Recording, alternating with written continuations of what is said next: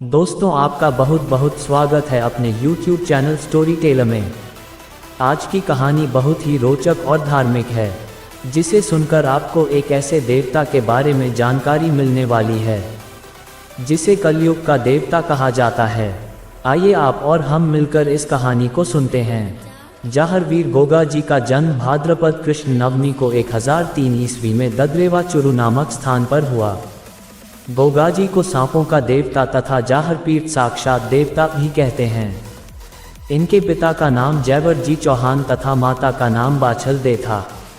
इनकी पत्नी कैमल दे थी, जो कोलुमंड जोधपुर के बुलजी राठौर की पुत्री थी।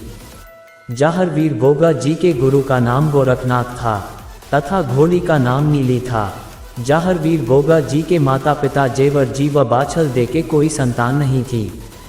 इस बात को लेकर वह दोनों बहुत चिंतित रहते थे। एक दिन जब वह गुरु गोरखनाथ जी से मिले और उन्होंने गुरु गोरखनाथ को उनके निसंतान होने की बात कही। गोरखनाथ जी उनकी श्रद्धा और भक्ति से प्रसन्न होकर उन्हें पुत्र प्राप्ति का आशीर्वाद और एक फल दिया, जिसे गूगल फल करते हैं, और कहा कि आपको जल्द ही एक संतान की प्राप्ति होगी। उस गूगल फल के खाने के 9 महीने बाद गोगा जी का जन्म हुआ। गूगल फल के कारण ही उनका नाम गोगा जी रखा गया था। गोगा जी का विवाह कैमल दे के साथ हुआ। एक दिन सर्प के काटने से कैमल दे की मृत्यु हो गई। इस वजह से गोगा जी बहुत अधिक क्रोधित हुए। उन्होंने सभी सांपों को मारने का निश्चय कर लिया और सर्पों को मारने के लिए यज्ञ करने लगे। उनके यज्ञ करने से सभी देवता घबराने लगे और सोचने लगे कि इस प्रकार तो पृथ्वी से सभी सांपों का अंत हो जाएगा।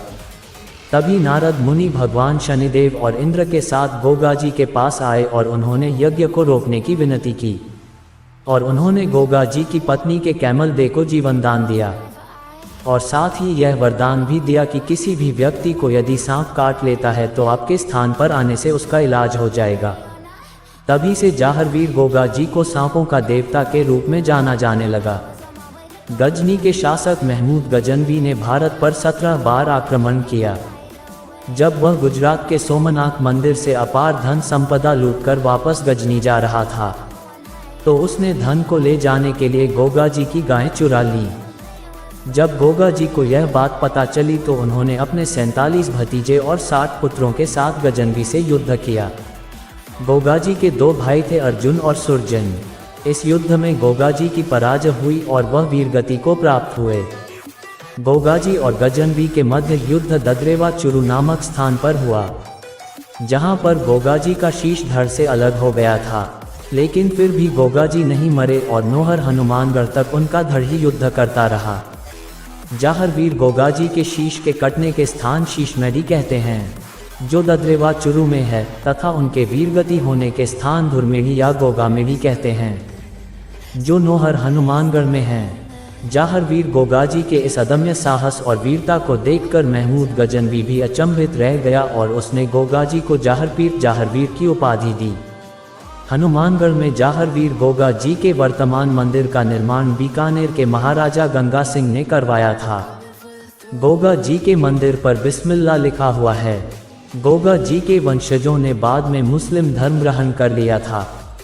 गोगा जी की 8वीं पीढ़ी के वंशज कायम खानी मुस्लिम फतेहपुर सीकरी हैं, जो गोगा जी के मंदिर में 1 वर्ष 11 महीनों तक पूजा करते हैं तथा 1 महीना हिंदू पूजा करते हैं। ऐसी मान्यताएं हैं कि गोगा जी के दर्शन करने से सभी कामों में सफलता मिलती है।